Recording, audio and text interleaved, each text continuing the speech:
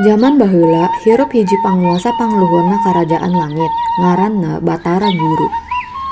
Hiji poe anjeunna marentahkeun para dewa jeung dewi pikeun ngalakukeun gawe bakti, pikeun ngawangun karateung anyar anu leuwih megah di kayangan.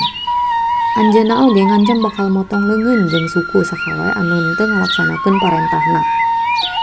Antaboga sang dewa oray ngarasa hariwang ngadengeng ancaman anu dilakukeun ku Batara Guru. Nyaho kaayaan awakna anu teu boga suku jeung leungeun, tangtu manehna bakal hese digawe. Tapi lamun manehna teu digawe beheungna bakal dipenggal. Kusabab ngarasa sieun, anjeunna oge indit menta nasihat ka Batara Narada anu mangopa dulur Batara Guru.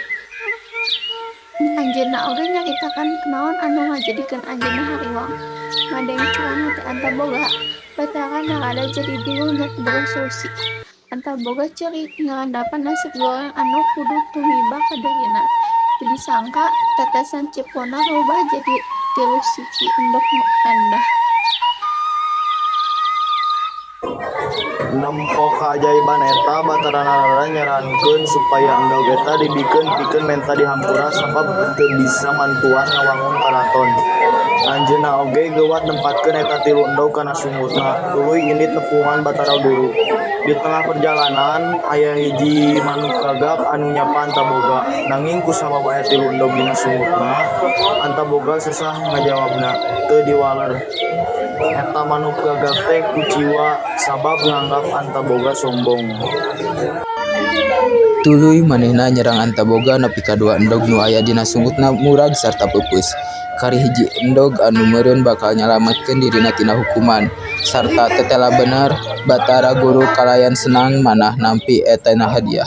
Sarta nyuruh Dewa Antaboga pikeun nyinggeuleman nana. Waktu demi waktu geus kaliwat. Akhirna eta endog netaskeun saurang orok awewe anu dingaranan Nyi Pohaci Sanghyang Sri. Eta budak diangkat jadi anak Batara Guru. Manehna tumuwuh jadi saurang awewe anu kacida geulisna. Dikisahkeun yen Batara Guru lila-lila mikaresep Nyi Pohaci Sanghyang Sri sarta bade ngawin manehna.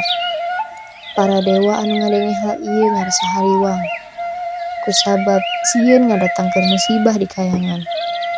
Tungtungna para dewa nyen rencana misahkeun Batara Guru jeung Nyi Pohaci Sanghyang Sri. Akhirna para dewa ngasupkeun racun di inuman Nyi Pohaci Sanghyang Sri. Tuluy manehna mau. Mayit Nyi Pohaci Sanghyang Sri turun ka bumi jeung dikubur di tempat anu nyumput. Cenah pusara ti Nyi Pohaci Sanghyang Sri ditumbuhi pepelakan pare anu pohara mangpaatna pikeun manusia di bumi. Ti saprakarita Nyi Pohaci Sanghyang Sri atawa anu leuwih dipikawaro Dewi Sri dijulukan Dewi Pare. Jeung kitu akhir ti kisah Nyi Pohaci Sanghyang Sri.